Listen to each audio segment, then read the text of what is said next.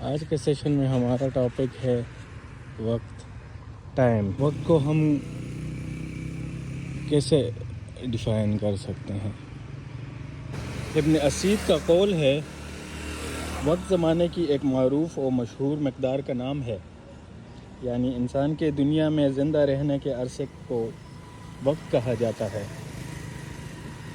زندگی کی عمر انسانی وجود کا میدان، اس کی بقا نفع حاصل کرنے اور نفع پہنچانے کا سفر وقت کہلاتا ہے۔ وقت ایک مقررہ زمانہ اور طے شدہ مدت ہے۔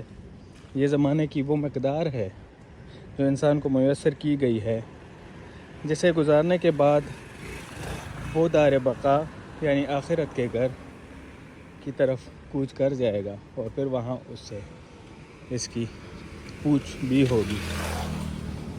وقت کا چھوٹا سے چھوٹا لمحہ سیکنڈ کہلاتا ہے، سیکنڈ سے منٹ، منٹ سے گھنٹے، گھنٹوں سے دن، دنوں سے ہفتے، ہفتوں سے مہینے، مہینوں سے سال، اور سالوں سے صدیاں بنتی ہیں۔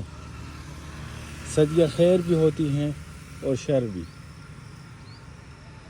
بہترین صدی کے لوگ بہترین اور بدترین صدی کے لوگ بدترین کہلائے جاتے ہیں۔ جن لوگوں نے اپنے وقت کا صحیح استعمال کیا، ان کا دور خیر القرون یعنی بہترین دور کہلایا، اور وہ لوگ جنہوں نے وقت کا صحیح استعمال نہیں کیا، ان کا دور شر القرون یعنی شر کا دور کہلایا۔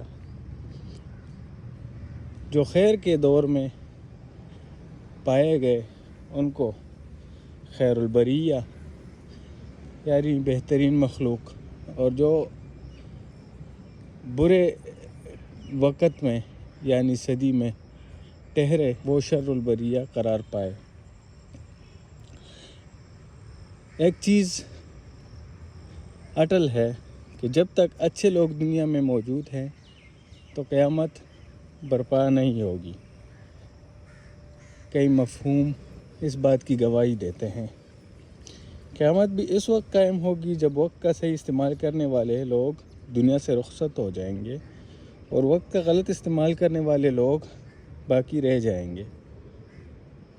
یعنی آپ صلی اللہ علیہ وآلہ وسلم سے ایک حدیث وارد ہے، قیامت بدترین لوگوں پر قائم ہوگی۔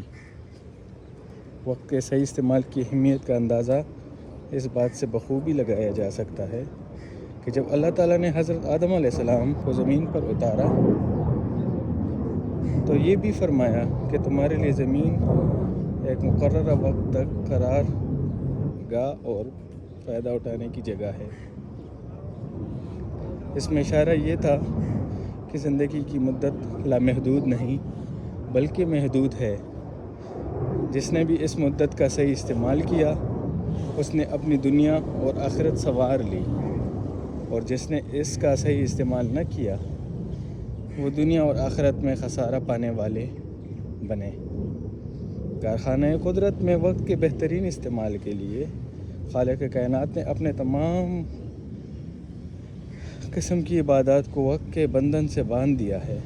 نماز چاہے روزہ ہو یا زکوٰۃ، حج یا باقی عبادات کے معمولات، وقت کا صحیح استعمال کرتے ہوئے ایک رات بھی گزاری جائے تو وہ 1000 مہینوں سے بہتر ہے۔ وقت کا بہترین استعمال کیجیے، کیونکہ وقت ایک ایسی چیز ہے جس کو نہ تو کنٹرول کیا جا سکتا ہے، نہ ہی اس کو قید کر کے سنبھالا جا سکتا ہے۔ وقت کی مثال ایک ہوا جیسی ہے جو آئی اور چلی گئی۔ وقت کی مثال ہم برف کی طرح بھی لے سکتے ہیں کہ کچھ ٹائم کے لیے اگر برف کو ہوا میں رکھا جائے تو یہ پگھل جاتی ہے۔ سابقہ دور میں ایک دانشور نے اپنے دوستوں سے سوال کیا، اس کائنات میں مہنگی ترین چیز کیا ہے؟ کسی نے جواب میں کہا سونا، کسی نے جواب میں بتایا ہیرا. کسی نے کس چیز اور کسی نے کس چیز کا حوالہ دیا.